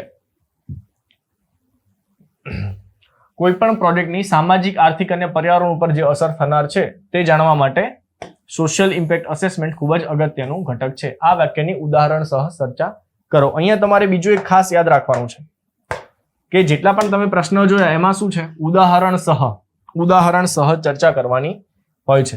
એટલે તમે તમારા કન્સેપ્ટ છે અને કન્ટેન્ટ છે એને બુકમાંથી પ્રિપેર કરો, પરંતુ ઉદાહરણો તમારે જાતે ભેગા કરવાના રહેશે. ઓકે, નો ડાઉટ આપણે લેક્ચર્સમાં તમને એ વસ્તુ કવર કરાવીશું, પણ જે વિદ્યાર્થી મિત્રો સેલ્ફ સ્ટડી પણ કરતા હોય છે તો આ એક અહીંયા એપ્રોચ તમારે ખાસ ધ્યાન રાખવાનો રહેશે. ઓકે, તો આ બધા જે આપણે સેશન્સમાં જે પણ બધી વસ્તુઓ તમને વાત કરી તો એના પરથી તમારો એક પોતાનો વે ફોરવર્ડ અને એક એપ્રોચ તમારો ફાઇનલી ક્લિયર હોવો જોઈએ. તમે સમજો, મેં તમને જે પણ પહેલા સિલેબસની વાત કરીને PYQ ની વાત કરી તો એના ઉપરથી તમને શું ખબર પડી કે સાહેબ પહેલા તો આપણે કેટલા લિસ્ટ ઓફ ટોપિક્સ છે એ તમને ખ્યાલ આવી ગયું. હવે અહીંયા તમે જુઓ કે હું તમને એ કહીશ કે તમે આ સેશન સાંભળ્યો નથી અને એ સિવાય તમે બુક્સ વાંચવા જાઓ. સાહેબ અહીંયા મારો એક મોટિવ શું છે કે તમે જે પણ તમારી તૈયારી કરો એ સીધી અને સાચી દિશામાં હોવી જોઈએ. જો તમે આ રીતે ટોપિક્સ લિસ્ટ ડાઉન નથી કરેલા, આ ટોપિક્સમાંથી તમને બીજું શું ખબર પડશે? ડાયમેન્શન્સ ખબર પડશે. ઓકે, ડાયમેન્શન્સ ખબર પડશે તો જ તમે તમારી નોટ્સને એકદમ રિલેવન્ટ અને ક્રિસ્પ બનાવી શકશો. જે વેમાં પ્રશ્ન પૂછાય છે એ જ વેમાં તમારી તૈયારી હોવી જોઈએ. એ કઈ રીતે થઈ શકે? તો આ રીતેનું હું તો એવું જ ઈચ્છું છું, મેં તમને આમ એનાલિસિસ કરીને બતાવ્યું છે, પરંતુ તમે જાતે આ વસ્તુ જો કરશો તો તમારામાં જે એક અંદરથી કોન્ફિડન્સ અને અન્ડરસ્ટેન્ડિંગ આવશે એ ખૂબ જ કહેવાય ને કે કોઈ નહીં લઈ શકે. અને એનાથી તમારી જે આખી પ્રિપેરેશન છે એનો વે ખૂબ જ સરસ રહેશે અને સીધી સ્ટ્રીમલાઇન વેમાં તમારી પ્રિપેરેશન થઈ શકે છે. અને પછી મેં કહ્યું એ રીતે તમારી જો ક્રિસ્પ નોટ્સ હશે તો જ તમે મલ્ટિપલ વખત રિવિઝન તેને કરી શકશો. બાકી એક્ઝામમાં અથવા તો ટેસ્ટ સિરીઝ વખતે તમે જો એને રિવાઇઝ નથી કરતા, એક્ઝામની ડિમાન્ડ છે કે તમે જે પણ વાંચો છો એ અંદર લખવાનું છે, તો એ રિવિઝન વગર તમે અંદર વસ્તુને રિપ્રોડ્યુસ નહીં કરી શકો. અને શરૂઆતના તબક્કામાં તમે કોઈ પણ વસ્તુ લખશો આન્સર્સ, તો તમારો જે વેમાં આન્સર્સ હશે અને એના પછી તમે ધીરે ધીરે ઇન્ટ્રોસ્પેક્શન્સ કરશો, એમાં એનાલિસિસ કરશો, કંઈક વસ્તુ તમે એડ કરશો, એક્ઝામ્પલ્સ એડ કરશો યા વેલ્યુ એડિશન મટીરિયલ એડ કરશો, તો એ તમારે ધીરે ધીરે પ્રોગ્રેસ થશે. તો એના માટે શું છે કે તમે એવું ઈચ્છો કે સર પહેલી જ વખતમાં આપણો આન્સર પરફેક્ટ લખાશે. પરફેક્ટ આજે બી નહીં લખાય, તમે છેલ્લા દિવસે બી નહીં લખાય. પરફેક્ટ લખવાના જ નથી, આપણે પહેલા કરતા સારા જવાબો લખવાતા જવાનું છે. એટલે આ જે બધા મુદ્દાઓ છે એમાં મેં અહીંયા કહ્યું છે કે એનાલાઇઝ કરો તમારી મિસ્ટેક્સને અને ઇમ્પ્રૂવ કરો. ઓકે, એટલે તમારે સિમ્પલમાં એક ફોર્મ્યુલા હું તમને કહું તો પહેલા તમે વાંચો, એને લખીને રિવાઇઝ કરો અને આન્સર રાઇટિંગની પ્રેક્ટિસ કરો. અને આ જ વસ્તુને ફરીથી કરો કે જ્યારે તમે વાંચો છો તો વાંચવા માટે તમારે શું પહેલા તો શું વાંચવું જોઈએ, તો એના માટે સિલેબસ અને પીવાયક્યુને રિફર કરવાના છે. એના થ્રુ તમને ડાયમેન્શન્સ ખબર પડશે. પછી રિવાઇઝ ક્યારે કરી શકશો કે જ્યારે તમે રિલેવન્ટ અને ક્રિસ્પ નોટ્સ બનાવી હશે. ઓકે, તો ત્યારે તમે રિવાઇઝ કરી શકશો. એટલે કે આન્સર રાઇટિંગ કરવું છે તો એના પહેલા પણ તમારી રિવિઝન નોટ્સ રેડી હોવી જોઈએ. હવે રિવિઝન નોટ્સ રેડી છે પરંતુ તમે લખતા નથી તો એ નોટ્સ કંઈ કામની નથી. ઓકે, કામની એટલે કે તો જ તમને ખ્યાલ આવશે કે તમે કેટલું લખી શકો છો. ઓકે, તો એના માટે લખવાની પ્રેક્ટિસ કરો. લખો છો પરંતુ શું ડિમાન્ડ જસ્ટિફાઈ થાય છે? પહેલા જે વેમાં તમે લખો છો એના કરતાં તમારામાં શું ઇમ્પ્રુવમેન્ટ આવે છે કે નથી આવતું? તો ડેઈલી તમે એની આન્સર રાઇટિંગ પ્રેક્ટિસ કરો અને તમારી ભૂલો સુધારો. ભૂલો પહેલા તો એનાલાઇઝ કરો અને ભૂલોને સુધારી શકો છો. અને આ જ વસ્તુને તમારે ફરીથી રિપીટ કરવાની રહેશે. તો મિત્રો, આ જે સેશન છે એ આપણા સબ્જેક્ટિવ કરતાં તમને એપ્રોચ ક્લિયર થાય એના માટેનું હતું. જે વિદ્યાર્થી મિત્રો ઘણા વર્ષોથી તૈયારી કરી રહ્યા છે તો એમનો પણ ક્યાંક ને ક્યાંક કોઈ એકાદી વસ્તુઓમાં એમને ક્યાંક લેક કરતા હશે તો જ એમનો સમય અત્યાર સુધી ગયો હશે. પરંતુ જે મિત્રો એક નવેસરથી તૈયારી કરે છે તો એ મિત્રોએ પણ આમાંથી કોઈ પણ વસ્તુમાં એમની ભૂલ ન થાય એ ખાસ ધ્યાન રાખવાનું છે. અને મિત્રો એના જ માટે આપણે જે ડીવાયએસઓનો જે પ્રોગ્રામ છે એમાં ફોકસ લાઈવ દ્વારા ડીવાયએસઓ માસ્ટર પ્લાન લોન્ચ કરવામાં આવે છે, જેમાં આપણે 1 એપ્રિલથી એટલે તમે સમજો એક્ઝામના પ્રોગ્રામ આપણો 1 એપ્રિલ 2024 થી ચાલુ થાય છે. એટલે કે પહેલા દિવસથી લઈને તમારી એક્ઝામ સુધીના દિવસ સુધી તમને એક ફિક્સ શેડ્યુલ આપવામાં આવે છે, ડિટેલ.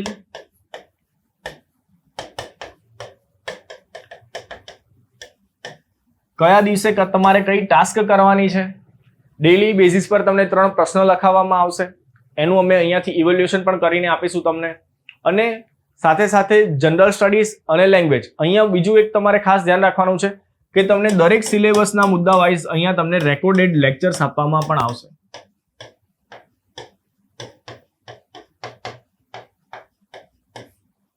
રેકોર્ડેડ લેક્ચર્સ પણ અહીંયાથી તમને આપવામાં આવશે. અને 1-to-1 પર્સનલ મેન્ટરશિપ, સાથે સાથે રિવિઝન નોટ્સ. અને આના વિશેની જો તમારે વધારે માહિતી જોઈતી હોય તો જે આપણી ટેલિગ્રામ ચેનલ છે ફોકસ લાઈવ, એની ટેલિગ્રામ ચેનલ પર તમને આના માટેનું પોસ્ટર પણ આપવામાં આવેલું છે અને પોસ્ટરમાંથી તમે વધારે માહિતી મેળવી શકો છો. અને એ સિવાય હું તમને અહીંયા એક કોન્ટેક્ટ નંબર આપું છું, 91068 64032. આ આપણા ફોકસ લાઈવનો નંબર છે. એના ઉપર પણ તમે કોલ કરી અને જે આપણો પ્રોગ્રામ છે ડીવાયએસઓ માસ્ટર પ્લાન એના વિશેની પણ માહિતી તમે અહીંયાથી મેળવી શકો છો. તો આજનો જે આપણો એપ્રોચ સેશન છે એને આપણે અહીંયા સમાપ્ત કરીએ છીએ. Thank you so much. ફરીથી એક નવા સેશન સાથે આપણે ટૂંકમાં જ મળીશું. Thank you.